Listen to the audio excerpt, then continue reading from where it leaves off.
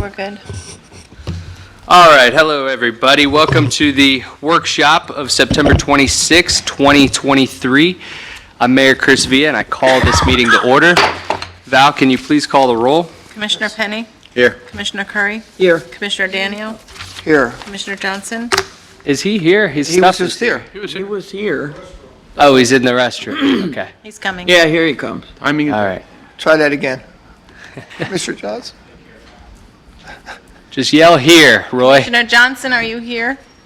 Not yet, but I will be in a minute. Mayor Villa? Here. We are all here and attended for. I apologize, Commissioner Johnson. I didn't look to my left before I banged the gavel, so.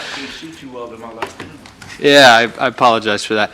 All right, we are here to speak. We have 3 items we're actually going to discuss tonight. The 2 that are on this agenda are the Fountainhead discussion, and the next one is the food truck discussion that we had very colorful debate on in our last workshop. I expect the same, but that maybe we can come to an agreement here tonight, hopefully. So. And then we're also going to speak about the millage rate and how that affects also the budget coming up. So we're going to kick it off with Fountainhead discussion of parcels 3 and 4. I'm going to send it over to Mr. Forte. Okay, so you're all pretty familiar with the incentive agreement with the Fountainhead project and how, it's probably been a while now, they lost the option to purchase parcel 3. Parcel 4 was an option for the affordable housing project that Ken Boron was interested in doing. We had a 5-year agreement with him, and that also expired. So in essence, Fountainhead developers lost the options to buy parcels 3 and 4 under the incentive agreement. So because of this Live Local Act that's come down now, and there's millions of dollars coming into the county for affordable housing projects, it's opened the door up again. So Ken Boron contacted me and asked if we would be interested in allowing him to put forward a project on parcel 4. So we said, sure. You know, the city's position should still be the same. If we were agreeing to an affordable housing project before and a new funding source has come up, we haven't committed to anything. We don't have a long-standing agreement, but at some point he's going to want to go under contract for it. So in doing all this, Brian and I had actually met with Jason back in April, and he had thoughts of a company called the Pace Company, which is kind of like a senior living, medical benefits and all kinds of therapy dealing with this company, and they were interested in building on parcel 1. So we entertained that proposal, and we had some recommendations for where the building was because it encroached into the parcel 5, which is the circle by the water, the raw water, the raw water pump that's in there, the well, and everything was kind of the urgency again. So they were working on that. Then the Live Local item came up. Then we met with them again, and they were talking more along the lines of moving the PACE operation into the Fountainhead headquarters, which in and of itself may be a problem because the Fountainhead headquarters is supposed to be the headquarters and not something else moved in there. So we didn't get too far on that. Then a couple of months go by again, and I have a conversation with John Ferguson and Mark Watts, and basically talking about the same thing and whether or not the options are really expired or is there an opportunity for them to move forward. So I threw out an idea, and I said, what if we just sold Jason parcels 3 and 4 outside of the incentive agreement? Meaning, it's for him to do whatever he wants. If he wants to flip it to Kenny, he can do that. If he wanted to sell it and pocket the money, he can do that. So the benefit to him was he would own parcels 3 and 4, which is what his desire was, and he can do with it as he wishes. The downside to him is it wouldn't be part of the incentive agreement, so he wouldn't get any incentive monies back. He wouldn't get any impact fee credits. The benefit to the city is that if we sold it for, I'll just use a round number of $500,000, the city would get that money, and because it's outside of the incentive agreement, the city could use that money anywhere and any way it wished within the CRA area. So there was a little bit of give and take on that.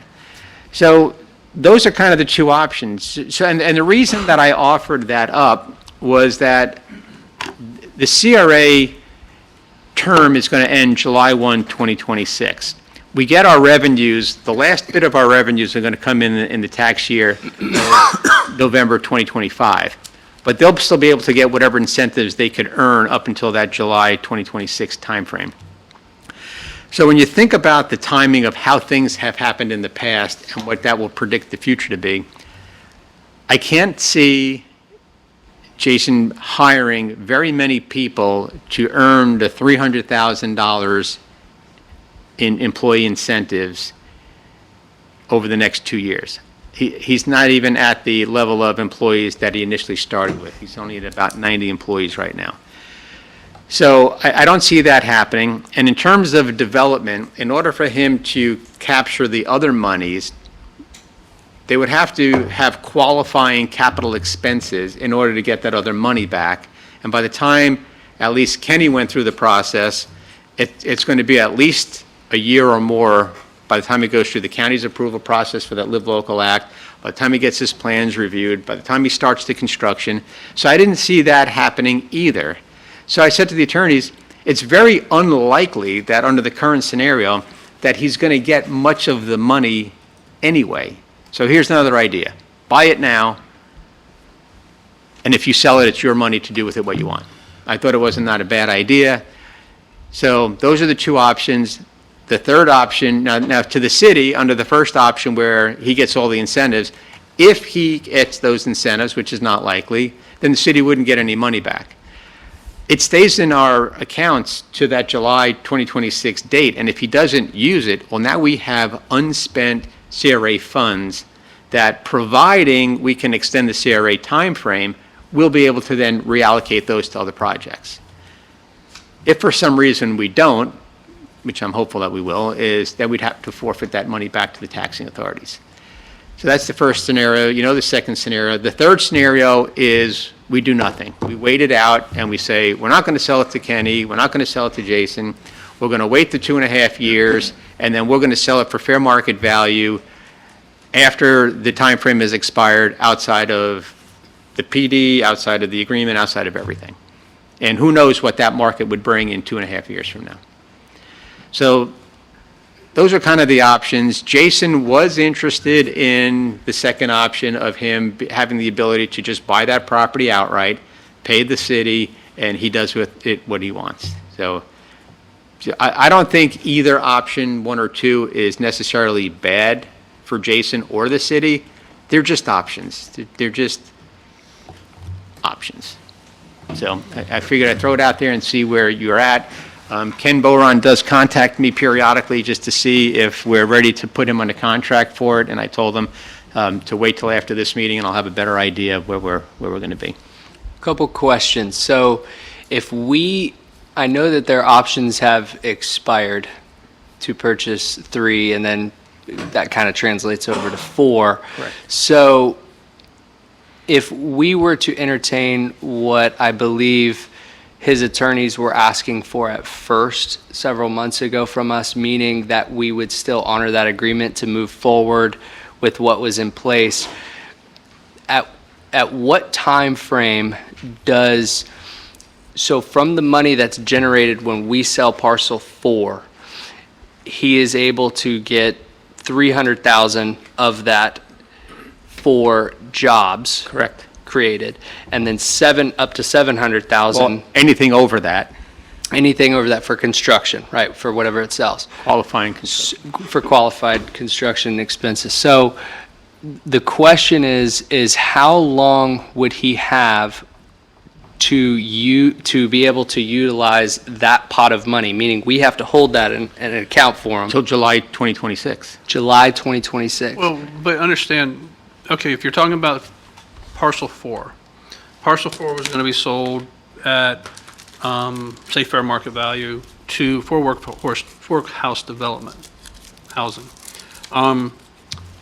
60,000 of the first 60,000 per acre is set aside for the jobs reimbursement. Which is roughly the 300,000. Which is Yep. 300, we already have money set aside that he hasn't accessed, which Joe says, unlikely he's going to be able to touch that. Right. Anything over that, is it 5 acres total? So it's Total, 8. total 8, 3 and 4. But if you just take 4 is 5? About 5 acres. Okay, because wasn't the contract around 1.5 million? Yeah. So say there will then be about 1.2 million, ballpark, of excess funds that can be used to reimburse, not for future construction. He can use it right away to reimburse him for the work he did on parcel 2, the very first thing he did. So he would immediately, so if we sold parcel 4, honoring our agreements, really modifying our agreements, to be honest with you, but allowing him to go forward as if all the options were exercised properly, then he would get a $1.2 million right away. And that's really his main source of revenue. May not have been when he first started this project, but realistically now that the jobs have gone reduced, so future job money is limited. And the growth has been so slow there that it took forever to get a CO on the very first phase. So just then taxes started coming in, and him getting back taxes he paid really isn't beneficial. It's reimbursing him for money he already spent. He needed to bring a third party in to pay the taxes, and he would get reimbursed Their tax payment. their tax money, so it wouldn't actually be him being out of pocket. His real benefit is parcel 4. If parcel 4 is sold, he could immediately get about $1.23 million ballpark to offset all the construction costs he's already incurred to date. And I'm sure he's spent that much money. So he would immediately get that 1.2 or 3. And so when Joe mentioned to me contracting with Kenny, I told him, I said I wouldn't do that. And the reason is, I said, I'm okay with us doing a deal with Jason, either redoing the redevelopment agreement or coming out, taking that property out just like Joe talked about, and selling it to him separate and apart, redoing everything. My concern with selling parcel 4 is the provision in here that talks in our development agreement dealing specifically with parcel 4 says neither the net sale proceeds nor the $60,000 per acre for new employee incentives shall be paid to the developer unless the developer or a third party during the term of this agreement has acquired parcels 1, 2, or 3. 1, 2, and 3. So what would be concerned about is right now we have expired options. We own the land. I don't see anybody, any judge forcing us to enter into a contract to sell land. That's a hard stretch for me to accept. But if we go forward and we sell parcel 4, and we think we're going to say, well, you haven't bought parcel 3, Jason, therefore you're not entitled to this money, we're going to keep it, we'll probably get sued. And But keep in mind that if parcel 4 gets sold to Kenny for an affordable housing project, there's really no reason for us to hold on to parcel 3. It's of little value to us. So if parcel 4 goes through, then I wouldn't see any hesitation in selling parcel 3 to Fountainhead developers. And once you do that, if it's during the term of the agreement, which is July 2026, per that provision, now the what's called the net sale proceeds, which is really excess over the $60,000 per acre and the closing costs, and the $60,000 per acre become available to Jason. That excess will be used up immediately. The $60,000 per acre will go into the account we already have that's holding money that hasn't been utilized, and it may not be utilized, but we'll have to wait till July 2026 to know that for sure. But if we were to sell it, and even if we didn't sell parcel 3, now you're not asking a judge to force us to sell property we're not under contract to sell. He would be suing for a part of that money, saying, hey, that money was mine, and because of the city's conduct, they interfered with me to being able to exercise, to finish on time, or COVID caused us to not be able to finish on time. And really, it's inappropriate to hold say I violated this under these facts, so really they shouldn't hold me to the requirement to buy parcel 3 because either the city and/or external factors caused me to not be able to buy parcel 3. And then you have the opportunity to settle the lawsuit, and you're dealing with $1.2, $1.3 million. And so that may be the mindset. If you get into that dispute, they say, hey, we'll be able to get some money from the city as form of a settlement. That's why I would say, don't go forward with this agreement and sell parcel 4. You want to sell parcel 4, that's fine, but we need to change this agreement. Now, we can sell it all to Jason, or we modify the agreement and sell parcel 4, make it clear what the incentives are going to be, but don't sell parcel 4 while this agreement's in effect. I told Joe several times, if they're not willing to modify this agreement, we sit there and we hold the property until August of 2026. Now everything's expired. That agreement's expired now. But I will say that, and I don't know if it's still valid, Jason said he would use the proceeds from parcel 4 toward new That's what I was construction. just going to ask. I have So that in he- my notes. Yeah, so he did say that, and now there's nothing in writing, that was just in a That would be an conversation. amendment to the. So we would have to amendment to say, if we did sell parcel 4, that the first 60,000 would be held for jobs. The balance would be held to be put into reimbursement for any new construction that they had. So really, there's nothing negative for either party on either process. It's an option that would be presented that said, would you like to stick with this? Or do you want to go with this other option of buying the properties outright, outside the incentive agreement? So they're not, it's just putting forth options. Right, and that's where I was going with that line of questioning, is to make sure that that was said in the meetings for new construction as opposed to the 1.2 million that's already been Right. done. So, and the point to that additional question is, did we find out, though, we get paid for the 2026 In November, year, in December November 2025. 2025? Right. That's the last And revenues that we'll get, but they can still earn incentives through July 1 of And 2026. that's also based on the taxability as of January 1st, 2025. Right. But the question is do we have until the end of the year, let's say October 2026, to then encumber the rest of the money that's in the CRA? Or by November 2025, we have to have everything encumbered, otherwise it goes back to the other taxing Going to authorities? depend if we are successful in getting a time extension on the CRA. So And we will know only- that in advance of that time frame. So only if that gets extended.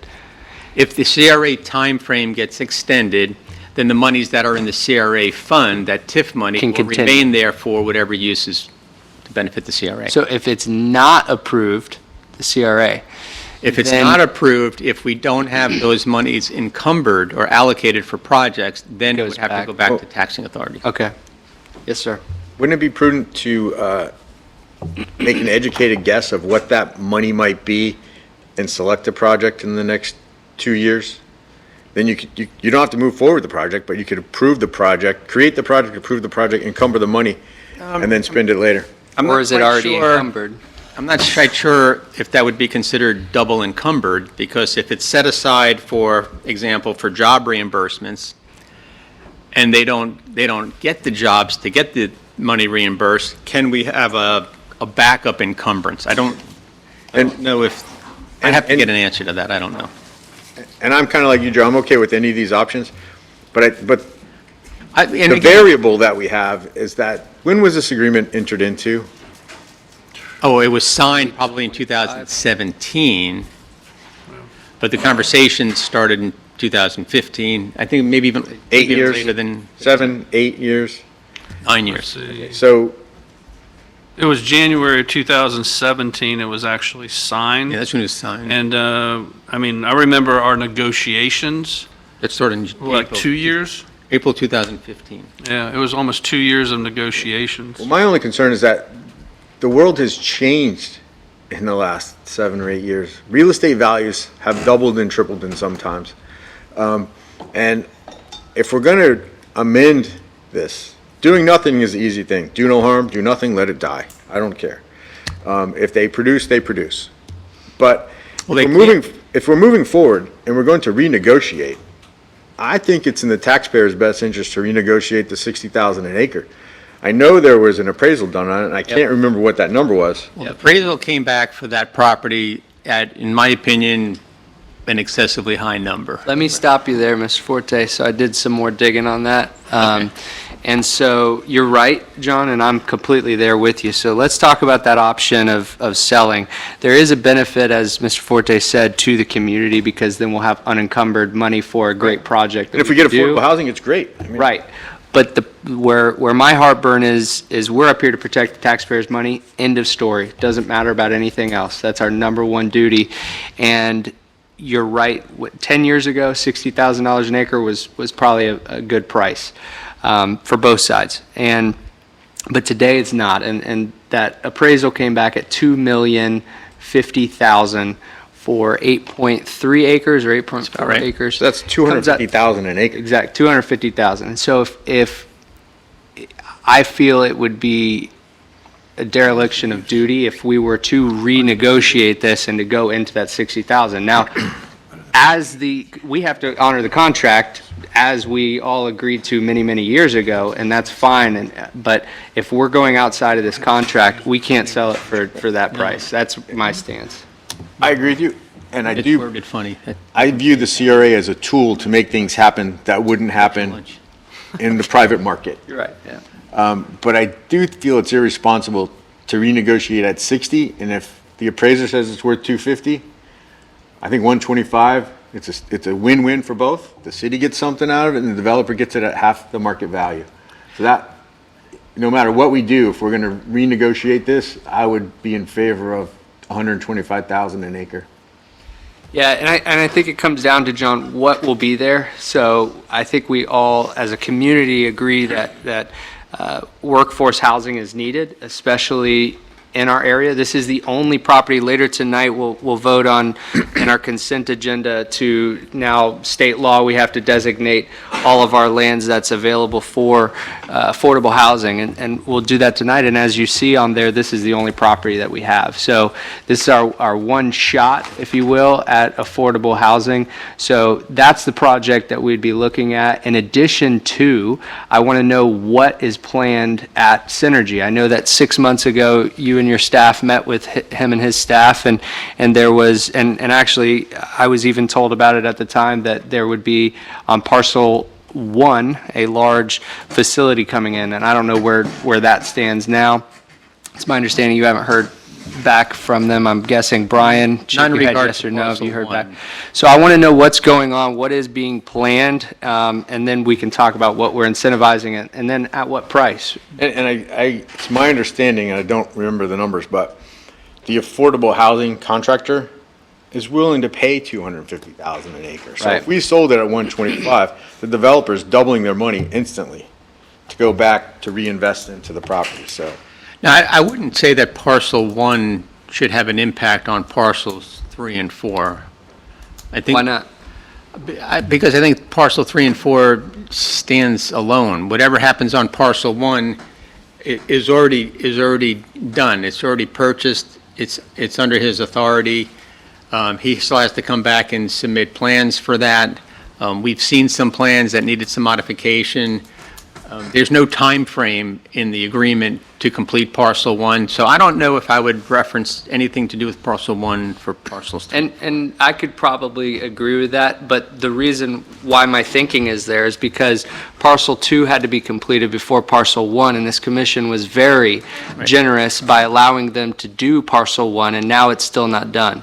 And then, so moving on from that, after parcel 1 and 2 was complete, that would unlock parcel 3, which then would unlock parcel 4. And I know you're those just are- as upset which those as are I over. am, you know, it is what it is, things happen. This is the way that it came out. But that's where my thinking is, you know, the question will become, what from this point on, and you're right, maybe we throw that away because what has been done, and it's been not litigated, but back and forth. So what I want to know is from this point on, what are we incentivizing? Yeah. So What is happening there? What can we count on as a commission? And I think after 9 years of us going back and forth, I know I heard this when I was on the Board of Planning Appeals before I was even a commissioner. So I want to make sure that we're being very extremely beyond careful with taxpayers' money. I think this commission feels the same. Yeah, I mean, I wasn't looking to get into deep negotiations. I was just looking to say, here's your existing deal. This is Right. what your existing option is. Here's an alternative option. Not to negotiate it, it's just Right.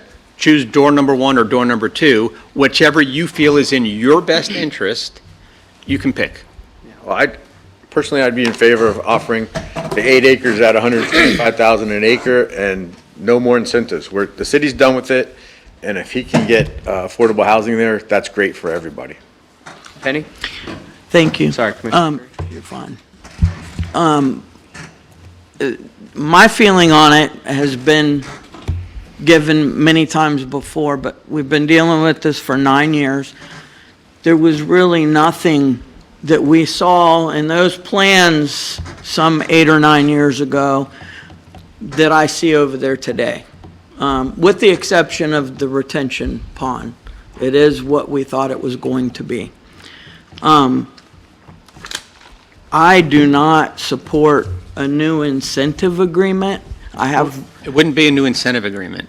Okay, because I have no desire to go into any I think the taxpayers deserve us, like the mayor is pointing out, to be a little more, I'll say, responsible this time. In fact, I would say it's almost the opposite of that. I'd say the incentive agreements exist under the current plan. Another option of just selling it outright outside of the incentive plan is a straight sale. Okay. No incentives. Then it was my included. misunderstanding. Yeah. I thought we were talking a new sale, new incentive agreement. If we do the straight sale, it's off our books. We don't If talk we get about a it straight anymore. sale, we It's keep done. the money, and he gets to use it, and he could flip it to affordable housing and make that profit himself. Right. I would say the only incentive would be the difference between what you sell it for and what is fair market value. Okay. Correct. That And- could be the incentive, but we wouldn't be holding money, waiting for him to do Okay. something to pay it back. And I do not support selling this property at $60,000. You know, I'm afraid that if we change the price per acre, that opens up the door to say, well, if you're going to increase the price per acre, then we should get something in exchange because it was locked in at $60,000. And Then I'm, stick to the current agreement. Then we just, I'm fine with that if We that's what write you it wanna out. do. I am not in Parcel three support was- of any of that. Parcel 3 was 60,000. Parcel 4 was Way more. a lot more. Yeah. So, Then I'm in favor of sitting on it if that's what it's going to mean. But- I'm, But would, I think at least 2 people I hear, maybe 3, would be open to the idea of negotiating a price at least closer to fair market value. Yes. To just sell it outright to them, with us having, as a condition of sale, we could know what's going to go there. Because the value is going to depend on what the proposed use is. You know, this high value you have is for this workforce housing. If that's the only condition we're going to say, look, you can only use it for this purpose, and that's what we're willing to sell it for,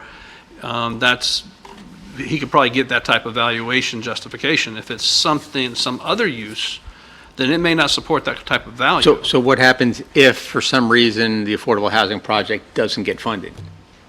That's Well, the buyer's then he risk. paid more to us than he should have. Buyer's remorse, though you said? Buyer's risk. Yeah, Yeah. that would be his risk. He ends up paying more That's for something it. that he'll have to. I just don't want to spend You want to talk? Yeah. weeks of staff's time negotiating. I would like to say, listen, commission has met. They might be interested in you making an offer that's closer to market value and see what they bring to us. We can say yes or no and move on. Actually, Joe and I's discussion has been, this city has spent enough money amending and redrafting and submitting proposals. You submit us something. You tell us what you want us to consider. Our position is, your option agreements have expired. We've owned this land since I don't know when. Holding it for another 2 years is not a big deal, from my perspective. The option all the options have expired. we can sit here and hold this, and in 2 years, we'll be able to decide what we want to do with it. Mayor, that, I would be in favor. So that's one option, but I think trying to take advantage, if this commission wants affordable workforce housing, the state has put forward some great incentives. I think we want to, my suggestion would be that before we sell it, we have the zoning submitted to us, because that new law, and I think we're going to talk about it a little later, they get a lot of density. There's three things in that new law that came Yeah. out that they trumped us on. Yep. You know, density, height, and use. Yep. That we don't have any say over anymore.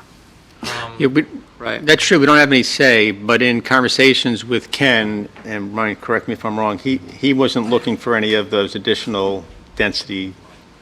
So that's under Ken. Now, another developer, maybe something different. Or Ken says, you know what, I need more use. So, Yeah. and it actually doesn't come back to y'all. Right. The way it's written, Right. staff has to administratively approve it. So Yep. look at Marina Grand, what was that density? That's the highest residential density in the city.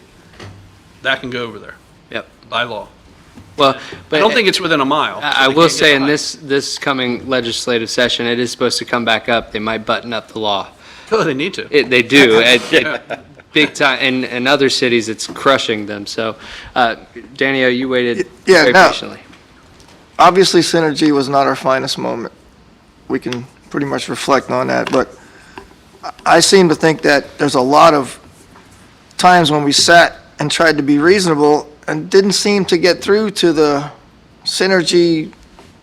I don't know. I don't think they're going to do anything that's not 110% in their favor, but it's almost like if we sell it a little more at fair market value, it's kind of like a bird in the hands, we're two in the bush order, right? Because we're getting it now instead of waiting it.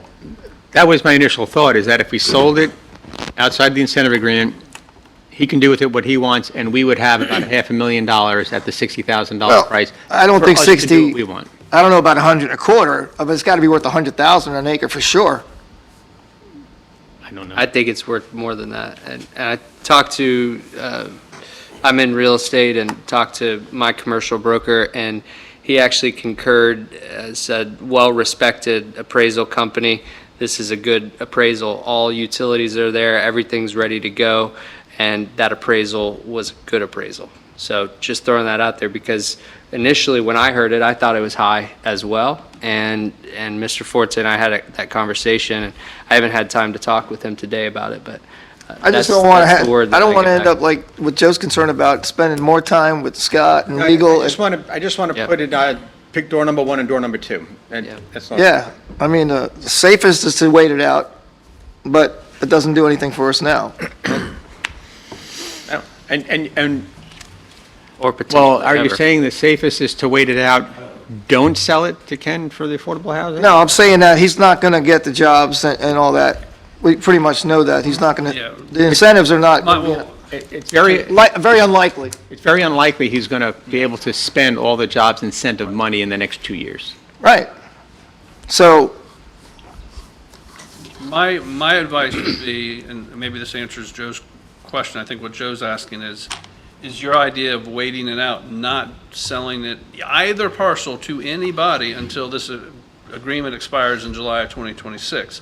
That would be my recommendation. that's waiting it out, And right? so if you want to sell to somebody between now and then we need, my opinion is we need to change this agreement to protect the city. Now, whether that's amending the agreement or just selling it, carving this land out of the incentive agreement, as Joe's proposed, I'm fine with that.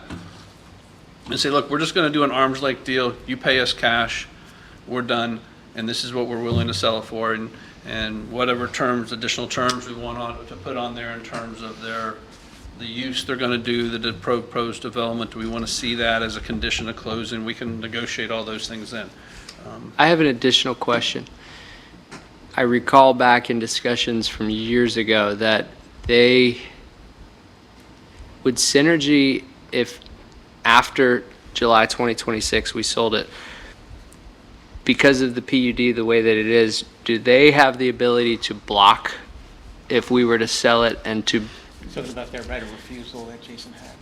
That's in- Would they still have that after July 26th? That's- That expires. That expires in July 2026. Okay, thank you. Everything expires in July 2026. Maybe the question is, since this land is part of a PUD, after July 2026, if we go forward to amend the PUD, do we have to get other owners' approval of amending the PUD? Correct. And that's something we'd have to look Good at. question, okay. Roy, we haven't heard from you, Commissioner Johnson. You know, I remember, I think it was around 2012, because I was the mayor when we did purchase, I thought a lot of ridicule from Big John and some of the people for spending that kind of money on the 25 acres in the middle of the city with all the infrastructure and all for $1.5 million. I remember that very well, but it was, I think it was a pretty good investment, but rather than to say we protect the taxpayers' money over everything else, you still got to be fair to the people, that's business people in the city and the residents of the city, just as much. I mean, the city staff has to protect all the assets of the city. But the way I look at it, the city commission has to protect both sides, the residents, the business, and the city's assets and all. But just like to say, I really wouldn't be in favor of any whatsoever of sitting on a hold on. A lot of people tried that back in 2008 and they lost a lot of money because you don't know. Real estate right now is super high, where it's almost scary high. The interest rate is going so high that it might scare people off of real estate, one thing. And I invest a lot in things. And the way I look at it, like John Penny says, if it's worth $250,000 an acre, and we sell it to him for $125,000 an acre, we're more than doubling the $60,000 an acre. We're giving it to him for half of what the actual value that he could sell it for is. So it's kind of a fair situation all the way around. I look at it like, I think really that if I was say I was Jason Myers and I was going to do it myself, I would say it's a good deal to buy it outright and get everybody else that's involved out of the picture. Because I don't, just like in my own things and all, I like to have control of what I have so nobody else can't tell me what to do. I don't want to get into some kind of a community relationship with the city where you got to go back and forth, this, that, and the other. I'd rather just say, okay, Jason, here it is, $125,000 an acre. You can turn around and sell it to this developer for $250,000 an acre if you want. Good deal for everybody. That's the way I look at it. I agree with you. I thought you've already approached them with that. Well, it was a meeting that I had with the two attorneys, and if they presented it to Jason. He was in favor of it on the surface. He sent a purchase and sale agreement, but I said there were details that had to be worked out. So I know that he is in favor of purchasing it, now pending the details. You don't think he's going to get it for $60,000 an acre? He does. I think he does believe he's going to get it for 60,000 Because an it's been acre. that way for 10 years. Yeah, because that was what was in the agreement, and at one point, He may be thinking he's going to get it back too, say it again? through incentives. He may be thinking he's buying. Well, it at he might. incentives. I have not had a direct conversation with Jason about it. I've only talked to the two attorneys who relayed a message to him, and then a third attorney sent me, And what does the Contract. past history show that, the devil's in the details. yeah, I know the devil's in details, but look at the track record of what's in the past. He's gonna, whatever. The least negotiation, the better, if we just made it a flat offer, take offer A or take offer B, and that's it.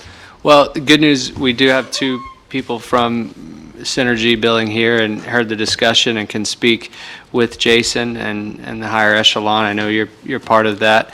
So I think that is at this point, the will of the commission. I agree that we shouldn't spend more staff time drafting up our own things, but ask them to give us a proposal from what we talked about here tonight, and then you can bring that back to the commission. I assume that we'll probably have to have another workshop on this before. It depends on what we do. Like I said, if we get into negotiations, that's going to take a year.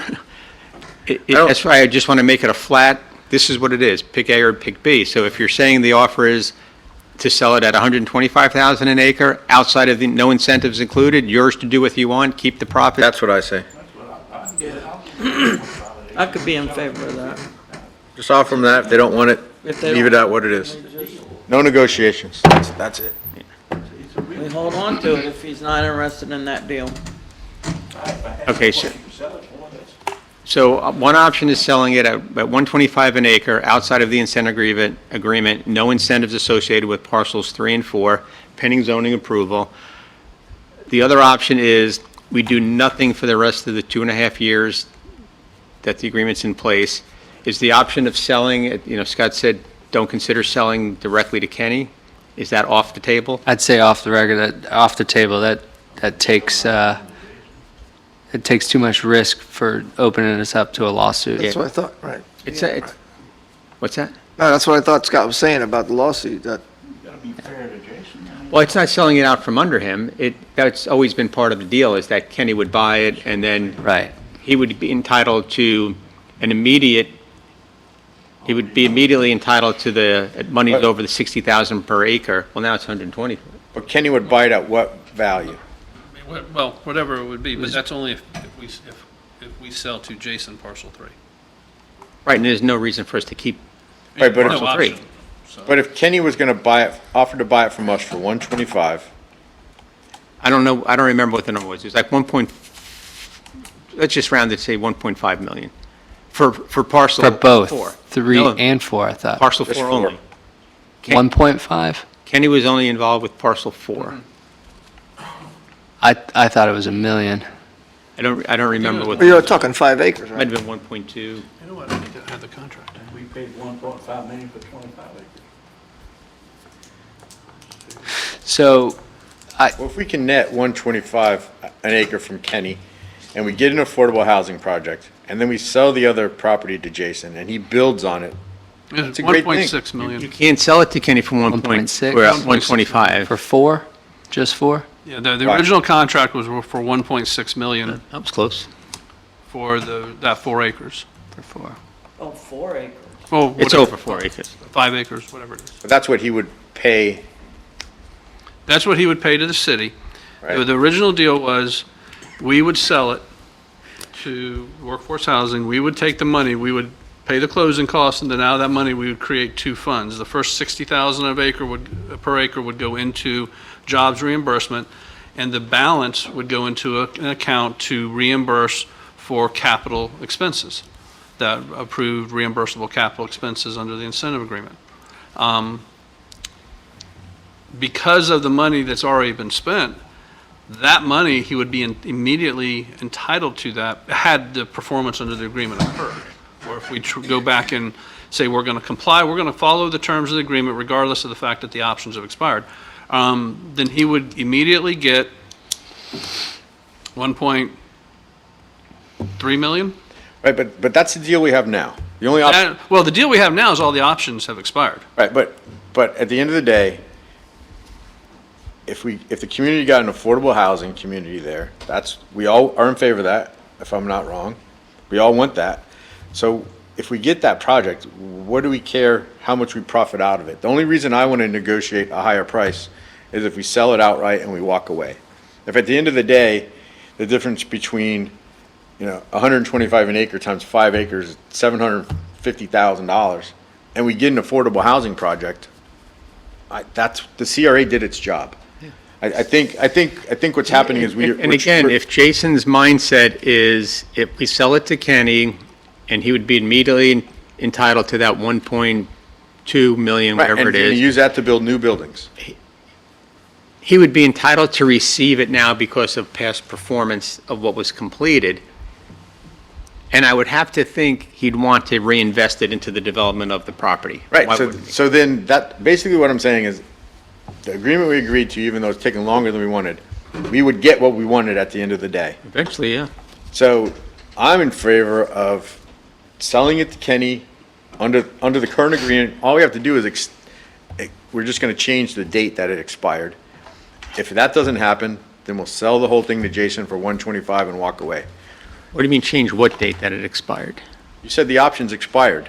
Yeah, I wouldn't change any date on the options. I would just sell that to Kenny. Just a And new- then if the deal with Kenny goes through, now remember, Kenny's got to wait till after the first quarter of 2024 for the county to just come up with the terms. Right. Then he'll apply for it. Then he's got to wait to be selected. It's probably not going to be awarded till closer to 2025. So we're not going to sell parcel 3, and Kenny's not going to close on parcel 4 until he is confirmed that it is awarded to him. So we're still going to be sitting on it until that happens. Right, so basically, we do nothing. If Kenny gets a Right. project, we're stuck under the old agreement. The only thing we're doing is offering Jason one option. Stick to the current agreement. We're gonna work with Kenny. We want the affordable housing. If you wanna just buy it and sell it to Kenny for $10 million, it's $125 an acre. It's only one option. You're either gonna enforce the option we have now or change it. So option 4 is. Two I mean, options. Parcel 4 is sold at the 1.6, parcel 3 is sold at 125 an acre. Okay. So, and That's 650. That's- Now, under the 1.6, the city gets nothing. That's okay. We get an Okay, affordable housing right. project. Right. The city gets the first 60,000 an acre, It goes into the, yeah, goes in the job 300,000. reimbursement. And like I said, I don't foresee them getting That money's that just many gonna sit there jobs. for 3 years and then we'll spend it on something else. Right. If we But can at the end of the day, if we encumber get it an in affordable time. housing project, it's a win-win for everybody. And if Jason makes a couple bucks on the side, who cares? We got the project. My only thing is I'm not confident enough to sit here and say 125 here tonight. That's my only, Why don't we tell Joe Stand to up. have him make us an offer? right. know we I would want feel 125. better at that and really diving into the numbers. And then, but, you know, my preference would actually be that other option is to go through with the incentive program, and as John said, then we get that project, we sell to Kenny, but it would be for new construction, as they originally talked about. No, that's what I'm saying, is what I would like, that's not a question. So, Then you'd have to open up the incentive agreement to say that. And once you open it up, now you're opening up negotiations. would we have to open up the whole incentive agreement? No, but you're opening the door to change one aspect of it, which is going to trigger something in return. No? You don't 'Cause we have say to. no. You don't have to. you don't have to I agree just to it. think at this point, you know, look. And I don't even know if Jason would oppose saying that he'll Right. put that money back into the project. Right. And it's no, if not.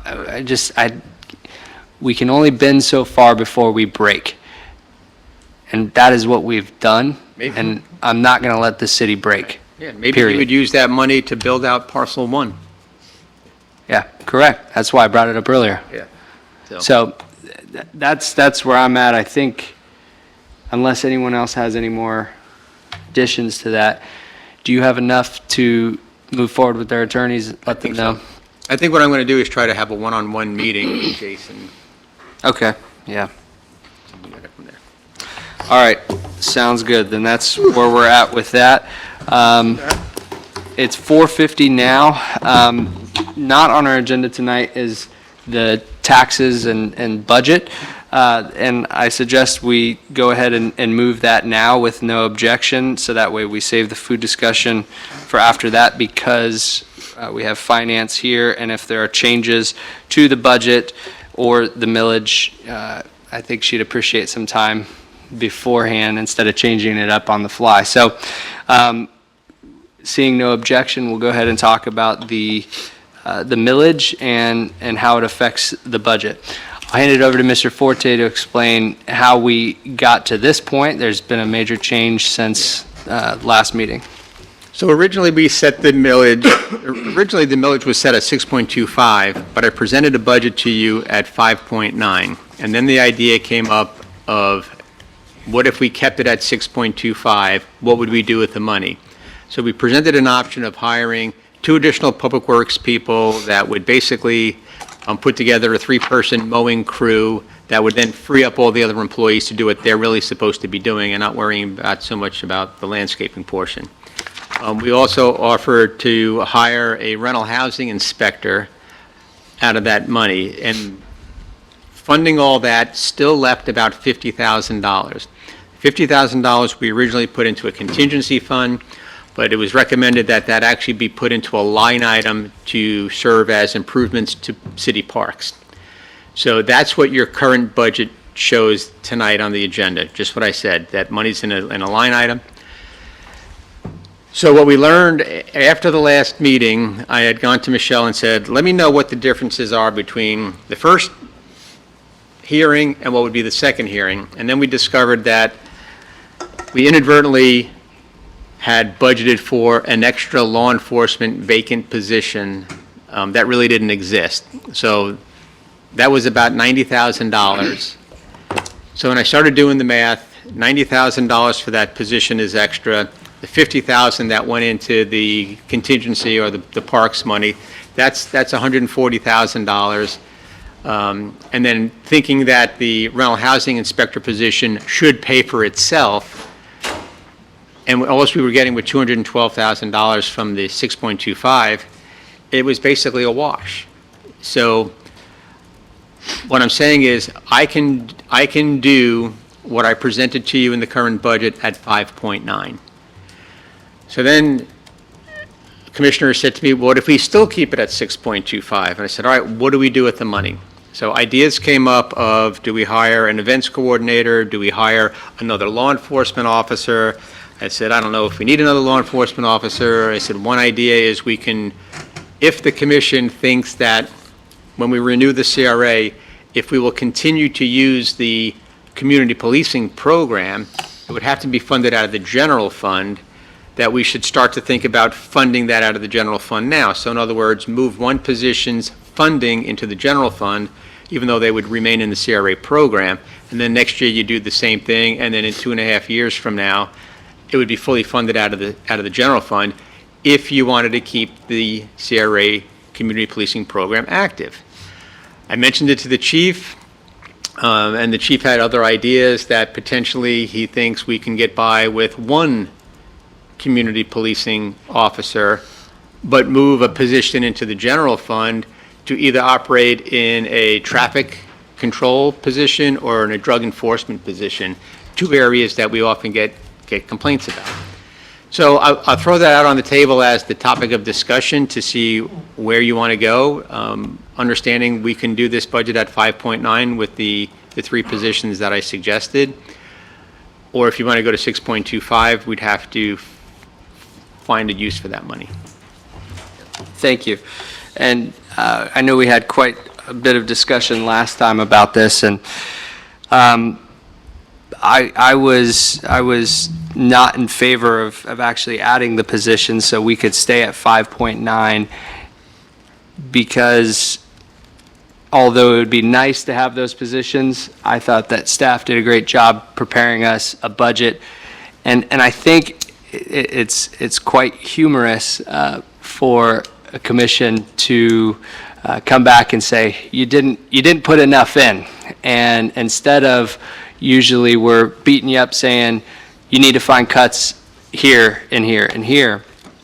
So I think I am dead set against keeping the 6.25 millage rate. I am dead set against it, and I believe, especially now that we have found, that staff has found this extra $100,000 in the budget, and then with staff's recommendation of staying at 5.9, we shouldn't raise that tax rate to 6.25. So that's where I'm at. I think, I think everyone gets what they want, and then we are able to lower that down. So I see your hand in there, Vice Mayor. Might surprise you, Mr. Mayor, but I agree with you. Does surprise me. After talking with Joe, hey, we've made a mistake. Yeah, great. It's in our favor. Oh, that's even better. And the things that I wanted most was the three positions, the maintenance and the rental inspector. My only concern is, and I've pulled up the budget, and now that, because the budget I have shows $105,000 contingency, because that's at the 6.25. And I'm not smart enough. I tried to go backwards and figure it out, and I talked with Joe, and he explained it to me, but I'm not getting it. I don't know if it's fair to ask Michelle between now and 6 o'clock I agree that it should be at the 5.9, as long as we have the 2 maintenance workers and the rental inspector in there. But the thing I didn't hear was, I still want to earmark $50,000 for park improvement at other parks besides Sunrise Park. And I don't know, I think there's about 600,000 in Sunrise. So I don't know if we need to make it 550 and 50, or if, once Michelle puts it in her magic spreadsheet, there's 38,000 that would go to contingency. I mean, I want 50,000 for the extra parks, and I'll follow you with the 5.9. You won't have anything to contingency because all that money will be spent on those. No, I don't want any, I want all that, there shouldn't be The contingency. 50,000 budgeted comes out. So where I think you're at then, I ran multiple scenarios here, John. At least my numbers tell me at a 5.99, it creates $54,759 more than the 5.9, which may be what Michelle tells you is And I'm that fine with that. 50,000. I'm fine with whatever millage rate, those 3 positions in the 50 grand. And it's going to be less than 6.25. I don't know what it is. So you want to go from 5.90 to 5.99. I want to say generate- 5.9, but maybe We're going in Michelle the right can. direction. I just, Yeah, and it is, and thank you for coming down. I really thought I was. in the spirit of not gonna get cooperation, there. if it's necessary, I think we have 600 grand for Sunrise. If we got to pull 50 out and make 550 for Sunrise and 50 for the other parks, and that still keeps you at your 5.9, because I think we may not agree on this part for Sunrise Park. I don't think we need all those sunshades. Those sunshades are going to be ask the Craigs about sunshades. They're a maintenance problem, they're expensive. And so Parachutes. if we could cut a little bit out of that playground, we found the 50 grand. So, and that's something we can work in the future. Yeah. But, so anyhow, I'll shut up because Michelle, Michelle's got do you have some something to important add? information for us. I just want to clarify, because I know you were trying to work it back, but there was a couple of differences between the 5.9 and the 6.25. It wasn't just the police position. When I went to do the 6.25, I had received additional information from the Department of Revenue, and so I increased 2 revenue areas based on what their final numbers were. And during that time also, we received the final insurance numbers, so I was able to decrease workers' comp a little bit. So it's a net of all of those things. And the original budget had $10,000 in contingency already, and so the 105 number is the increase after the net of all that effect. Okay. Do you know offhand, not to put you on the spot, but the difference between the 5.9 and the 6.25 now? I know it was originally 212,000. Is that not correct now? The difference between all of that is 313,532. So we found 100 grand. Now, what about- 313. We had a shortfall in values went down. Oh, yes. Oh, but revenue. Today I received additional information that our tax roll is decreasing, 1,864,000, and so that would be $11,000 in tax revenue. Chump change. So that would be a decrease against the 313. Okay. So did you understand my crazy request, if I could restate it? I'm trying to figure out, leave the budget the way it is, because it already has 2 lawn maintenance guys and 1 rental inspector in this budget that's on our agenda right now, right? Well, if there's money in contingency, that's at 6.25 though. Right. So we'd have to drop it down to 5.9. Right, I'm trying to figure out, can you get to 5.9? You already told me the 3 employees are in there. Because we have 105 in contingency. The contingency is going to go away to pay for I these don't- 3 people. I don't think the 5.9 houses the 3 people, does it? It does now. It does now because there was an error. Yeah, For 5.9, I can include the maintenance worker, the code enforcement officer, 2 workers, the city maintenance of 51,000. Okay. Right, so, and that's what I understand. And so my only request is, I think we're 50, in my perfect world, I'll shut up in a minute, but in my perfect world, we're still 50,000 short because I want to find 50,000 for the other parks. So at 5.9, you have the 2 maintenance, the rental inspectors, and no contingency, correct? Correct. So But my- by contingency, you mean parks. You don't have that parks from last. No, I have the 50 for the parks. I Oh, don't you have do? the contingency of the 100. Right, so there's no contingency, which is a good thing. So we got don't it have to last pull the time. money out of the parks line item? No, but I would like to rerun it. Okay, yeah, I just wanted to see if what the Sunrise line item is, and then I think there's 50,000 that we can Well, allot. I think what Michelle is saying, I think she's saying it's there, it may be there. right, Yes. right, and So that, between now and the 6 o'clock meeting, she'll go in and she'll try to crunch that and get some, right. I mean, it's only 3 lines, right? Right. And I I appreciate believe you. it's- Out of an 87,000 line spreadsheet, but. I appreciate you negotiating down too. I wasn't expecting that tonight. So Commissioner Curry, you raise your hand. I also can agree with what's being said up here. My only concern, in my discussions with Mr. Forte is, because I am not looking right now that the CRA is going to be approved for us to continue. It's not, I just don't want to plan on something we have no information on. So my concern is, we're going to be responsible for, I think we discussed 3 officers, Joe? And I don't want to wait until we get to 26.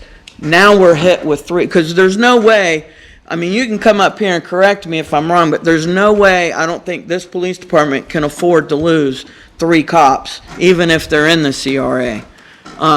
So I would like to, because they can always be moved out on patrol if he needs another detective. I mean, there's always crime going on. So I would like to see if we can begin funding those positions so we're not stuck in 3 years, maybe 1 this year, 1 next year, and then the third year when the CRA could possibly be ending. And that's my only concern. I can agree with everything you've both have said. I just have concerns over that. I don't want to be hit with 3 cop salaries at one time for the budget. Didn't Joe say he anticipated the community redevelopment program or department being reduced to 1? no, what I said was. Those when I officers will s- probably be moved to other. It depends. Can you come up well, here a minute, please? Wait a second. you But don't some wanna of them get are in- gonna leave for attrition. Marquez is gone in 22 months. Yeah, but we're talking about positions, not people. So what we're talking about is, I spoke to the chief, and the chief feels that we can operate a community policing program with 1 person. But he would also like to see the other position be moved into the general fund to either go toward a traffic officer or a drug unit. But that's going from 3 to 2. Correct. But to your point, Sergeant Marquez, who doesn't. Can the chief come up here Yeah, real the chief quick? can come up. And I don't want you Chief, you can to, come up. I don't want you to bite off more than you can chew. I'm not going to bite off more than I can. More than welcome, but before you Your get. name tag Your falling. name tag is, there you go. I got to try to remember your name somehow, so I can't read up and down. You must I'm have lost. joking. Don't be so serious, Chief. Lost a damn it. So, but before you begin, though, to your point, John, about attrition with Sergeant Marquez, who does a wonderful job for our CRA, I think the question for the next commission, which will be when the CRA is either extended or not, and even if it is extended, it's my understanding that the county isn't really looking at funding those types of positions anymore. So you're right, but I think the question will become I think we all agree Sergeant Marquez does a great job, but when she is gone, are we still going to need that position? And as I sit here today, I'm not so sure that we need a specific officer just for US 1, basically. We definitely will not need a sergeant in that position. Correct. Definitely will not need a sergeant. Correct. So that may reduce that burden even further on a future commission as Right. well. So, and that's talking not about a person, it's No, talking about a position. position, and I want to make Position. that clear. But I'm also not talking about taking Sergeant Marquez's job away, No, because she no. does a great job, and Through she's. attrition, if a headed- sergeant's position opened up Right, and we were going to eliminate the sergeant in the CRA, she would go back into the patrol position. right. All right, Chief, would you like to add something, or would you like to But ask? a I question? let's assume those positions will go away. They're not going to be funded in 3 years. Are you looking to have one community officer to still do the resource stuff and all the community things that are planned, and the other officers putting them into some unit within patrol, whether that be traffic, drugs, whatever. Are you looking to move all those positions over besides one? So my goal is only to have one community policing person since the CRA is sunsetting for community policing and police officers, so it'll be one. If you guys decided, I have two other options, or a total of three options. One, you keep, as Mr. Forte said, you fund the third position for now in the general fund. And then the second one would be you would eliminate the third position in the CRA, so you would only have two officers there. That officer would go to now either the traffic unit, or the third proposal would be they would go to the Volusia Bureau of Investigations to combat drugs. And they've been doing a very good job at that. Yes. And so my point is, I don't want everybody to think that now we can take those positions away and we don't have to fund them. They can be put in other places to be utilized within the police department. Yes. Okay. With general fund funding. Exactly, then that is back to my point. We fund one this year, we'll fund one next year, even the person in the community But again, redevelopment or whatever he's gonna title it as that's a is gonna have policy to be decision. funded. That's a policy decision that you have to make if you want to increase your police force out of the general fund for any purpose, to keep the community policing, to keep a drug officer, to bring in a traffic officer, or keep the staffing the way it is. That's the level of service that you as the elected body need to make that decision. I just want us to think about that. I don't want to get caught in 3 years with none of those positions funded, and I would not be for taking positions away from the police department, but, thank you. Thank you, Chief.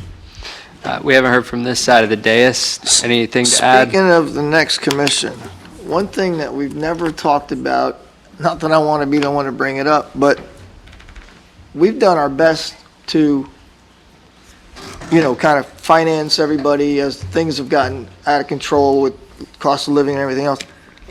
I don't know who's going to be on the next commission. If anybody here is going to be on the next commission, I know you won't for sure. We haven't talked about doing any kind of increases for the commission. And if we're going to be as prudent as we are with this 5.9, and I think that's great, I think we should try to figure out a way to at least, it was 8 and 12, I'm thinking like 10 and 15, to give somebody who does spend some time up here a little more to operate with in their life. Because, nobody likes to talk about it, but I've got my challenges in business, like, everybody else has got a business. But it is part of, the master plan. It's just being responsible, whether it's, us or whoever's the next commission. I think the 5.9 is great. I'm all for it. But I think at some point, we need to figure out if there's a way to allocate some funds for the next commission and whoever's willing to spend the next 4 years up here. And what you're talking about is $8,000 currently for the commissioners and $12,000 for the mayor. Do you mind sharing, I know it's public record, how much do you make per paycheck? Do you know? Do you even look at it? Because I know it's Mine? got to be super small. I know what I make Yeah, after the insurance, from the city. Yep, after the insurance, I think I get $5.95 $5 every 2 a weeks, but I paycheck. put an extra $50. It's And not I get- the money. I it's just the get principle. $70 a paycheck. Yeah. So I'm, get zero. Yeah. I'm the Let's big just say one. Do you this pay the mayor- city or I think I get $223 a year. $200 a year? My first term, I was paying $280-something to be the commissioner after the family Right. insurance. And it's not about the money. Oh my gosh, John. It is what it is. I'm just saying, Yeah, I was at So- $7 when I was a commissioner. when you hear somebody like Palm Coast talking about well, what was it, 40-something Yeah, thousand that dollars? I mean, was that's. crazy stuff. Well, I don't think we're gonna and- get. And to be forks- fair, Or what do you call it, pitchforks thrown at us over. Well, that might be a discussion for the next year's budget. Yeah. That would take place. That's at the fine. next commission. That's what I'm yeah, saying, for the because next commission and to whoever. be fair, I'm obviously the one going out here, term limited, and first and foremost, for anybody that's ever listening, I know each and every single one of us up here does not do it for the money. If we were, we would definitely not be doing this job whatsoever. It is a service. That and is it true. should always be a service, and it should be a sacrifice in many ways for people that actually really love the community, want to do the best for the community. We're up here taking our own time away from our family, from our businesses, from every aspect of life. Penny, you could be playing pickleball right now. I could be. I literally, all my adult life, I played in a pool league, right? And when I became a commissioner, I couldn't do that anymore Tuesday nights. So I quit that. Eventually, when I'm retired, I'll play again. Hey, there's a So- cornhole league coming to Copper Bottom on Tuesday. Hey, there we go. Might have to get into that when I'm done in office. So the point is, and it's not just every other Tuesday. It's not the meetings we have with staff. It's not the research of the agenda. It's not coming up with ideas. It's not just talking to citizens everywhere we go, whether it's the grocery store, whether I'm taking my trash can out today and someone stopped and gave me an earful on a couple of items, and I was actually late getting somewhere. But it's more than that. It's the events we all go to that we're expected to be at to make sure that we're seen and show. So what I want to ensure as I'm going out is make sure that part of the big problem with young people being able to serve is that I should be out in the prime of my life making the most money I can. And in reality, and Mr. Forte, you will attest to this, we speak every single day. And I pour my heart and soul into this service, and I take away primarily most of my energy for going out and actually providing for my family. That's a choice that my family has made, and I'm not complaining at all. This is what I want to do. But for future commissions, I think that it should be a little bit more equitable. When those salaries were first brought about, $12,000 in 1995 was a lot of money, especially when insurance what it was today. And, there was a city car, and there was beeper allowance, there was phone allowance, gas allowance. Unless we go to something outside of the county, which is very rare, once or twice a year, there's no reimbursement of any gas, nothing.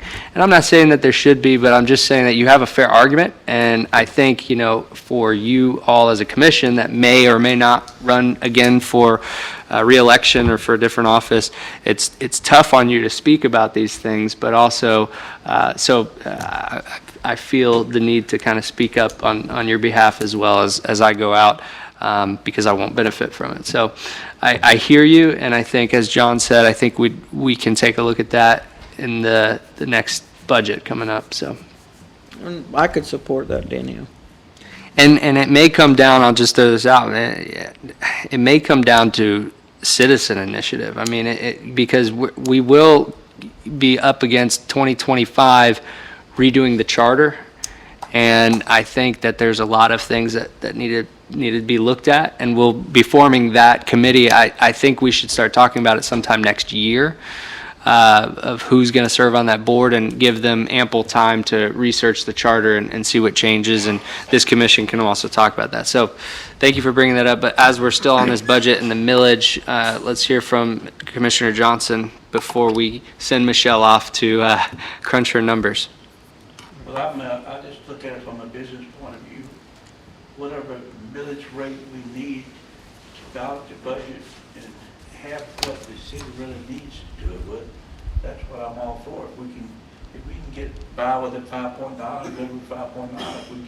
If we need 5.99, I'd be good with that, but I couldn't really see going above it at all, but above it 5.99, because we're within the budget without a problem. I think.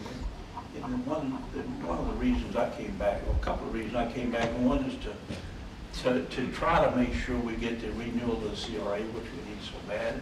And it's a good possibility we may lose on, how the county council feels, and to make sure the property tax don't get completely out of control like some places do, I mean, you see it all the time.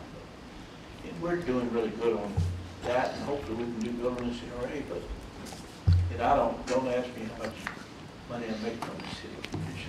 You don't even look. I don't have a clue. The only thing I know is I can't take the insurance because they say I have an FBO retiree insurance and the Medicare, so I can't overinsure it. Mm-hmm. So I don't have a clue what it is on that. But I think it's fair if everybody wants to do it. I don't come in to do it to make the money, because whatever money I make, I gotta pay the IRS for. That's true. All right, thank you. Thank you, Commissioner Johnson. And do you have any questions for us, Michelle? Do you need to run any numbers or anything or more direction from us? I would just like to clarify. If you could just come to the microphone, sorry. Okay, my understanding is that I need to put in the 2 maintenance workers, the code enforcement officer, and the $50,000, no contingency, and come up with what rate, millage rate that would be. That's, I think, what 5.9. we all... Right, and hopefully it's close to 5.9. If it comes in like 5.899, I think it's prudent. Whatever that number comes up with, then the second number would be, what is it at 5.9? What's left over? Lock it in at 5.9, and anything that may be left over go to contingent. That would go, yeah, that's what I'm trying to say. Thank you very much. Appreciate it. You got 37 minutes. Chop, chop. I can do that. All right, now that we got that out of the way, we will move to food truck discussion. I'm sorry, Jeremy, that we've put you through all of this. I should have So interesting, Jenny left. I should have done it the first way around. Yeah, Jenny's gone. So, anyways, this will be a discussion about the food truck discussion. Mr. Forte, do you want to add anything from last time or? No? Okay. All right. So Just pick up where we left off and let the debate begin. yeah, we kind of left off. Honestly, just we didn't get anywhere. We had both sides, but I In this corner. I did speak to Mr. Forte, and I spoke to Mr. Craig here tonight because I really wanted to solidify in what was needed, and I believe you had a meeting as I well did, I earlier did. this That's- week. So if you want to update us on where you're at, because I know you were the one pushing. Yeah, so if you let me update the ask, and so, I brought it forward, and I misplanned my star witness, Jeremy Craig, to come. I at first told him it was on Tuesday, and then I forgot it was our special. You show up? You're the mayor for now, because I'm going to I- the bathroom. Oh, I forgot it was our special Monday night. So then I called him in a He was panic. sick anyway, wasn't he? Well, I called him in a panic to get here on Monday, and he had COVID, so he couldn't I'm come. glad you didn't. Yeah. Thank you. So in the spirit of flying by the seat of my pants, I was trying to negotiate, and Joe kept saying, what do they need? And I didn't really know, so I asked for probably more than they needed. And that probably sent some of your tail feathers in a spin or whatever. So I asked for more than they actually needed. So I actually set up a meeting, myself and Brian and Joe went and met with the Craigs, Jeremy and his dad. So listen, they explained to us how important food trucks are to them, that when the food trucks come, their businesses double. And not in the consuming of alcohol business doubles, the selling of the bottled products that people take with them. And some food trucks are better for business than others. We talked about JoJo, the red trailer that was violating the spirit of the rules and the rules themselves, quite frankly. He's gone. And so at the end of the day, I said, what do you need? What do you want? What do you need? Because I went up there and I asked for everything, and quite frankly, the mayor had to save me because I was getting the crap beat out of me. And he called the dogs off, and he said, so what the need is, and here's the ask, and not negotiating, I was trying to ask for more and get what I could get. So this is what the ask is, this is the true need, its current rules are 3 days a week, 4 hours a day. The ask is to add one more day and allow one of those 4 days to be Saturday, and there's no time limit on Saturday. Because what happens is these food trucks, the main Cousins Maine Lobster. It was a food truck, a Shark Tank thing. I think Barbara Corcoran is the one that invested in it, and it went like viral. They have brick and mortar places, and they're famous. And if you follow Copper Bottom on Facebook, they'll promote Cousins Maine Lobster coming Saturday. And when they show up there, it's an event. So that's the ask. One more day, and one of those 4 days could be Saturday, no time limit, because they might get there at 10 o'clock in the morning to set up for a noon event, and the noon event may go to 7 o'clock. They close either at 7 or 8 o'clock every night, right? So they close at 8 o'clock on Fridays and Saturdays. So,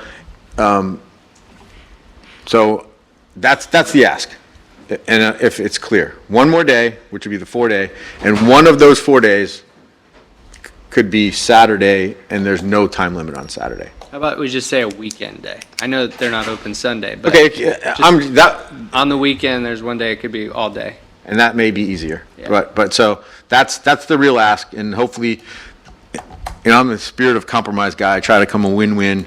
I know I asked for more, and I made you guys mad. Not me. Make me mad. So, but that's the ask, and I'll shut up. Unless anyone needs it cleared up. Yeah, and I'll just second that. I spoke with Mr. Craig today, and you had a great story for us as well about different interactions you've had. In fact, I don't want to repeat it. Would you come up, actually? I know you weren't here. You had COVID 2 weeks ago, so thank you for healing. I don't know if you were able to listen, but there was really healthy discussion back and forth. And obviously, you're the owner of Copper Bottom Craft Distillery. But I just want you to share a couple of those testimonials that you had over the last just few months. Well, first thing I want to say is, first of all, thank you for letting me speak, but also I second that $8 a year or whatever it is probably not enough to deal with people like me on a daily basis. I think $16.20 at least. I mean, you got to be getting closer to that. Double I agree it. with that 100%.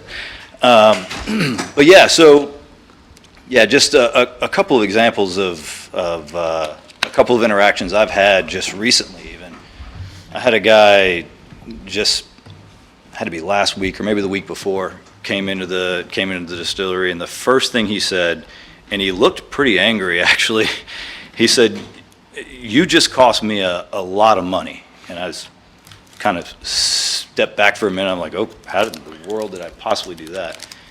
And he said, well, I was here last week or earlier this week, and he said, I went to grab a hot dog from the truck outside. I came in, you gave me a tasting, I walked out with a couple bottles, but while I was here eating, I kept seeing all these Jeeps next door driving in and out. And he said, so I walked over next door and I just plopped down a few $1,000s to get a bunch of stuff done to my Jeep. To me, that shows what food trucks, what a benefit of some of these food trucks can be. They bring in people to our community and show them things that they may not even know are there and may not ever find if they don't come in. I had another example that was a benefit to us. A couple was going to it was a vegan food truck that was at the Red Pig. Don't ask me why anybody would want to go to a vegan food truck, but they did. And what they drove by our place on the way there. And while they were there eating, they were checking out our place, and on their way out, they stopped in. Gave them a tasting, they walked out with a bottle or two, and now they're regular customers. They come in all the time. Again, that's somebody who probably never would have found us, or may have found us a lot further along if we didn't have that interaction with them coming to find another food truck. I just think there's a benefit to the city. As many people as we can attract to the city for whatever reason, I think it's a benefit to the community as a whole, because there's a lot of great things going on in this city. Unfortunately, there's a lot of people that don't know about it, and there's a lot of people that still have, bad opinions for whatever reason. And I think that this is one way, even if it's a small way, of being able to change those opinions and bringing people in and showing them what we have and what we have to offer in this city. That was, Yeah. I appreciate it, Mr. Craig, and I told you you didn't have to speak here tonight, but it was better coming from you anyways, so I appreciate you sharing that with us. yeah, no worries. Thank you. So I'm with you, John. I'm willing to make that change. Obviously, we need another person. I don't know. Well, I kind of think. You gotta go that way first. All right, let's go this way. Let you stew on it a bit more, but Commissioner Well, Curry, I need to think on this a little bit now. I just heard it, so. pull your microphone in front of you. Sorry, I'm not quite sure what my thoughts are yet. You want me to go then? You may go. Or Or if you want to toss it to Mr. Roy, right. Johnson Go may first. go. Commissioner Johnson. Oh, go ahead. But I brought up, I think last time, that I think if we started after lunchtime, it would be no competition to anyone else with a brick and mortar business or anything else. And it would, I don't think it would really matter if you skipped lunch. If you had it 7 days a week, I don't think it would affect anyone. And I don't have a problem with a lot of places closed on Saturday.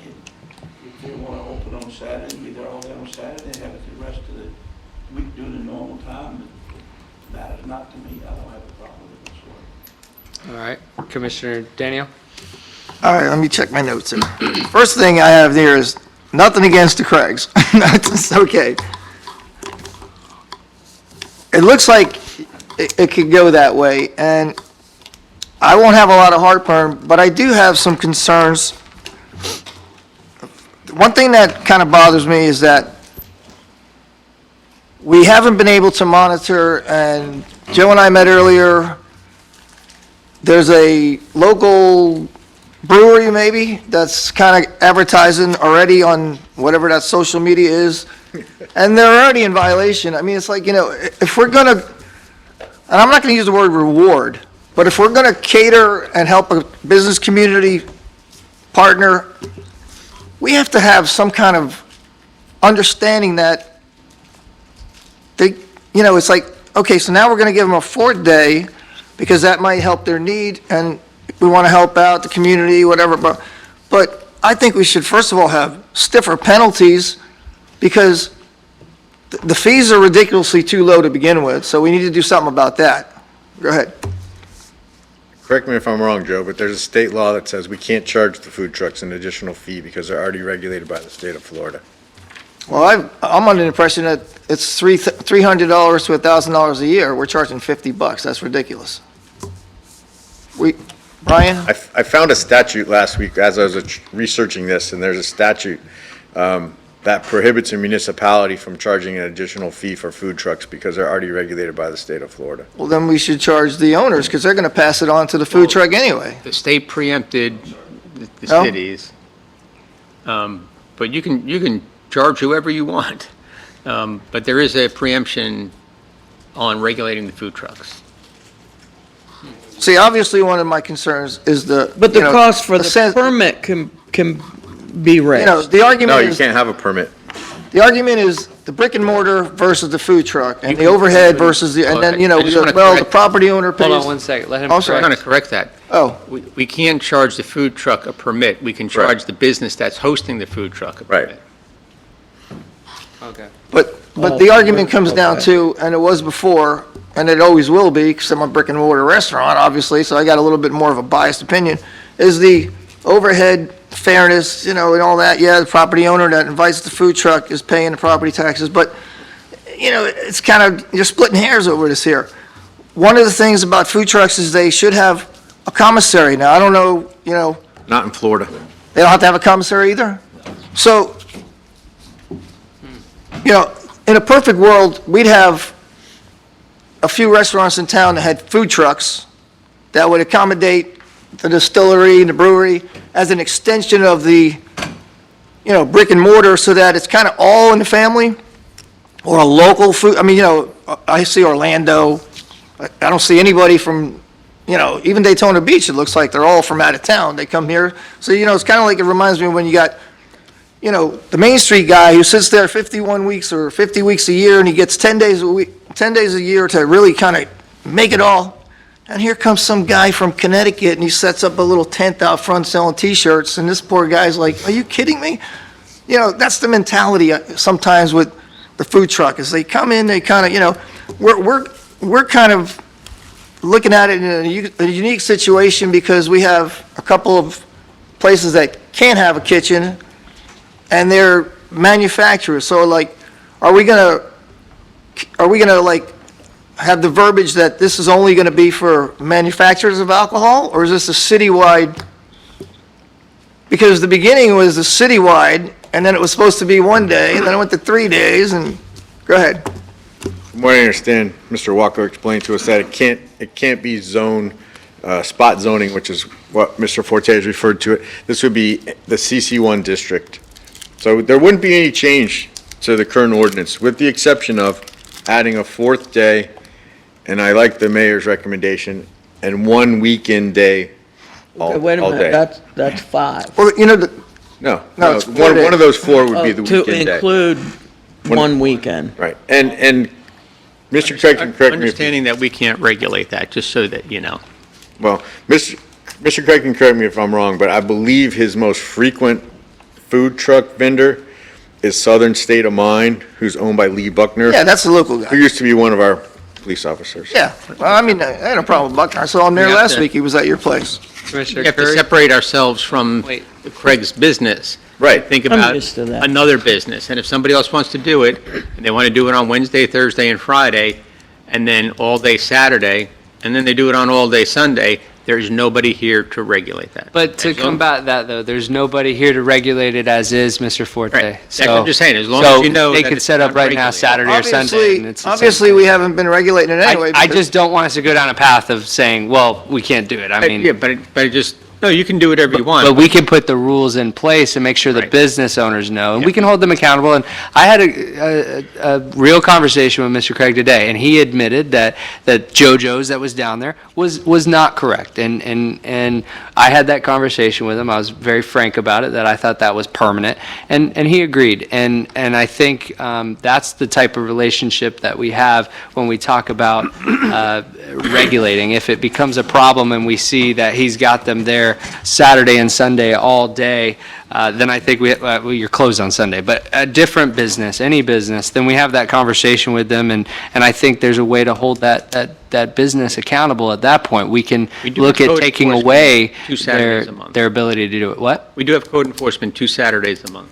Okay, so we have them on Saturdays, but not Sundays. Right. So they could, theoretically, they could still come right now on Sunday. and Yeah, that's what I'm saying, we can't we wouldn't- enforce. And Mr. Mayor, there's a clause in our ordinance, and I can't quote it verbatim, but it basically says, if you violate these rules and are taken to the special master 3 times, the business owner's right to have a food truck there ceases. Well, don't we have a pretty stiff No. penalty with the I think the contractors? business is suspended for Yeah, we- 90 days. Right. And the food truck can't operate anywhere in the. Anywhere in the city, right? Yes, Commissioner Curry, you waited patiently. And that's unusual. Yes. I don't necessarily have a problem with the 4 days. My problem stems back to knowing the ordinance that we put in place was violated. JoJo has, and they still have, at least as of yesterday, because I kept checking, still has your location as their address on social media. They're not there. Now, And, no, I know they're not there now, but, and then they had set hours, for Tuesday through Saturday. That's what bothers me the most, is we have an ordinance, we really can't regulate it, so it wasn't even supposed, it's not a legitimate food truck, so it wasn't really supposed to be there. That's my main concern. I mean, right now you have another business advertising that they have food trucks 5 days a week. We do? the brewery, we were just happening to Oh, look at it. okay. Oh, Red It was Pig. on social media, whatever that. Well, that's social where thing. I found Marina Graham was supposed to have JoJo's. But a lot of the food trucks at Red Pig aren't really food trucks. It's more like a catering, because they have that indoor courtyard. They don't serve out of the trucks. The food might arrive in the truck, and they take it and they put it inside that courtyard. And then it's like any catering company. So there's not a red food truck Yeah, out there that's selling. not really, I don't think, the same thing. If No, that's what I'm saying. Yeah. If he's advertising those food trucks there 5 days a week, But they might drop it off, but it's, I just think we need to be a little, JoJo's Trailer shouldn't even be allowed at any place in the city because it's not a food truck. I don't know, Well, if no, yes, it is. You're getting to the different definitions. Yes, it is. it's a food trailer. They're under the same, But again, if we want It's to, self-contained. if we want to debate it, what the brewery is doing then is creating a special event. If he's bringing catering into the courtyard, open to the public, that's a special event. He should get a separate permit for that. So, Well- rules are in place, and we keep tweaking the rules, and you're making it impossible for now, can I say enforcement. something real quick before, Yeah, I don't want to interrupt you, but It's okay. being a caterer, I would have a heartburn with that because of what you just said, because if somebody, let's say, the guys at Brown and Brown, they call me and they want a catering, and I bring down a couple pans of Are they ziti or open to whatever, the public? are they open to the public? Right, are they catering to the No, public? it's a private event. It's a private event. Well, what if it's like an open house, like Blue They had a- Water they did had a public a couple event months there ago today. when they had the open house and they had my stuff? That's, Typically, they don't get a special That's permit. That's a chamber after-hours event. But if you have somebody that's catering, Yeah, open that's to what the it was. public, every day on a courtyard, that is a special event by the definition in your policy. Okay. But they're not there every day. They advertise it 5 days. I just think we need to, They're yeah, not they there. they were. I think we need to, if we're gonna, and I'm not saying, I just want the Obviously, rules followed. and maybe a little bit stiffer penalties. We also talked about, most of Holly Hill's business is breakfast and lunch. We threw out after a certain time. Are we gonna stick Bless to you. that, or is this gonna be open game any time of day? The only change I'm asking to the current ordinance is to add one more day, and one of those days can be a weekend day, all day. I'm not asking to change the time. That leaves it up to the decision of the food And what about the penalties? truck penalties. What happens if we get, we've already, obviously, with our ordinance that they don't follow now, and I'm not saying it's his fault, I'm just saying whoever, if we find somebody in violation of it, are we just gonna slap their hand like we have been, or are we gonna, They're Try gonna to- go through the code enforcement process. like anyone else contractors pay a pretty good size fee for not doing what they're supposed to, why are we not holding them accountable? It's kinda like the mayor said, No, they are. knowing, They have to go through the special master, just like any other code violation.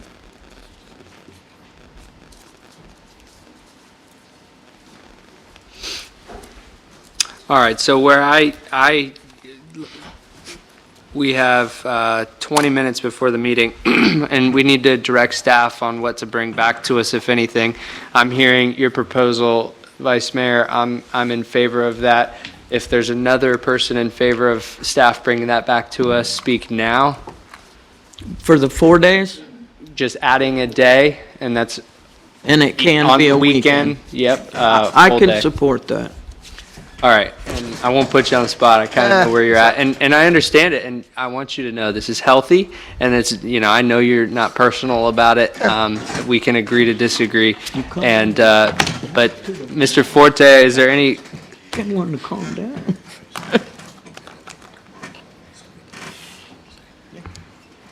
Brian, is there anything that you wanted to add specifically about this, or ask us, because I know you'll be the one drafting this? Okay, you're understanding. Ms. Forte, anything further? All right, so you have your direction to bring back, that this will come back for a vote, Mr. Danio, and we can debate this again once it comes to the reading. So that's where we're going to be at. Is there any further business? Yes, sir. I want to bring one thing up since we have 15 minutes left. Yep. And I've talked to Joe about it, and it's a difficult thing because I think state law allows it, but we have an ever-increasing problem with electric vehicles on our sidewalks. Someone is going to get seriously injured, if not You killed. mean the bicycles? I mean bicycles, I mean scooters, Oh, I mean, okay. you can just Google it, and, 68-year-old woman hit by scooter, falls, dies, 54-year-old man gets hit, breaks hip, it's, I don't know, and Joe I think, said that we could pass a rule in our city. It would be a code violation, correct? I don't know if we can. The state law allows battery-operated motorized vehicles on the sidewalk. But, Can we then pass an ordinance within the city limits to prohibit it? That's well, what- I'm just asking that, can we research that? Because when you go down Riverside Drive, and you're supposed to be going 25, and you're going 30, and there's a guy on a one-wheel going faster than you, or a guy on a scooter going faster than you, and you can't hear them when they're coming up behind you, and they're becoming more and more and more popular, and in my opinion, the sidewalks are made for bicycles with little baskets with your poodle in front of it and walking down the road. Not someone zipping past you at 30 miles an hour, gonna run you over. So I don't know if we can do anything. I just know it's an ever-increasing problem. It's a good question, and I'm interested to know. I would think the state would supersede us on that. I know there's special technical requirements for bicycles with motors, and if they have pedals on them, Right. they can be considered a bicycle and whatnot. But And there's one more big ask. I know we've talked about Okay. this in the past, but it's becoming a reality. And because I'm in the insurance industry, it's becoming more and more frequent. Because we're not in the wind pool. Robin Hanger just found out today that his property on US 1 will not renew with windstorm coverage. Now, the problem is he has a mortgage on the property. A requirement of his mortgage is that he carries windstorm coverage, so he will be in violation of his mortgage. More than likely, the bank will force place insurance, which means they will purchase a policy from a third party that only protects their interest and charge him 4 times what he could have bought it on the free market if he could even buy it. Not mine. The RV park is about to transition. I know for a fact that the lady that's looking to purchase it is running into the same issues, that they will not be able to purchase windstorm coverage. And if there's a mortgage, that's going to be a problem. There's 2 people in my office complex, their policies renew by the end of the year. Same exact situation. One of the major wind carriers went bankrupt. Everyone started going to Lloyd's of London. Lloyd's of London said, we don't want any more. It's not something we can do. We're going to have to lobby our representatives at the state level to see how they can help us, but it's going to become an issue. have you spoke to Tom Leak about I this at haven't all? spoken to him. Mr. Forte sent an email this week. I don't know if he's heard anything back, but it's an issue. Mr. Forte? I actually contacted Chris Morris. Oh, yeah, Mrs. Craig showed me their renewal. It went up $8,000. Jeez. Wow. Mine went up 3.5 times. Because of the wind specifically? Specifically when. Wow. And they're lucky they can get it. Yeah. We were able to remove it for more than double.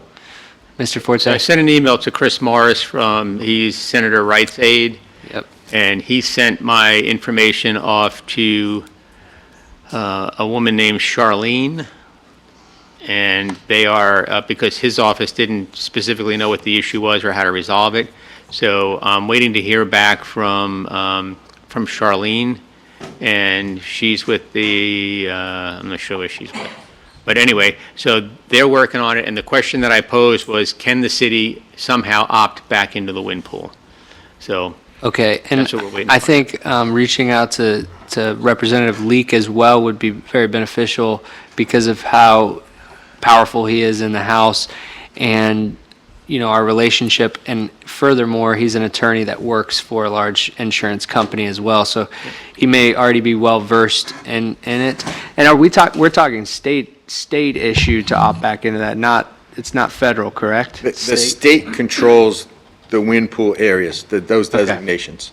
And it was kind of an arbitrary thing when it was set up. Right. But if you're not in the wind pool area, you're not eligible to purchase windstorm coverage from Citizens, which, Oh, wow. so So there's no backup. there's no backup. Lloyd's of London is basically the only company that's the backup, and they're not taking on any new policies now. That's what I got. Wow, on top of everything else that's Yeah, happening. Daniel just had the same thing at the barber shop. 3.5 times. From Lloyd's of Yeah. Did on the you go- barber shop, it was $100 a month for that.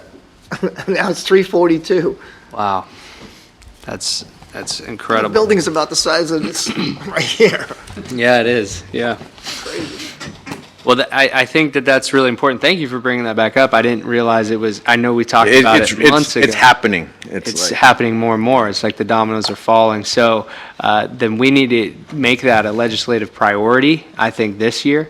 And, you know, have you talked to the Volusia League of Cities? I know you're on the board there. I haven't, because it really affects us the most. Most of the other cities have at They're in the least wind pool. some of their city is in the wind pool. Maybe not all of their city, but some of their cities. I'd be None of our interested- cities in the wind pool. I'd be interested if you could, maybe a little homework. I'll try to get a map. Yeah, look up who's not, because, and at the end of the commission meeting, I'm going to speak about the mayor's roundtable and what I said last Monday, and I think that this would be a beneficial issue if we could maybe, and the thing is too, is the Volusia League of Cities, we have backed Ponce Inlet, for instance, on certain little things there as a priority of the county, and right now, backing Ormond Beach Right. as a priority for the Belvedere fuel to oppose that, let me be clear. And so this may be something, especially if we could find a couple other cities, we could make this a legislative issue too. I think now time is of Now's the the time to essence. do it, I'm glad you right. brought it back up because I thought it was a longer, drawn-out thing. So is there any further business? All right, what I will say is, I did speak to the fire chief, and he says that our brand-new fire truck is outside. Am I still correct? All right, chief, so we have about 12 minutes until the meeting starts. And so if anyone wants to go out and check out the new fire truck, feel free to do so. What's that? Is it out front? Out front. Oh, it's out By front. the steps. Wow, nice. Seeing no further business, this meeting is adjourned.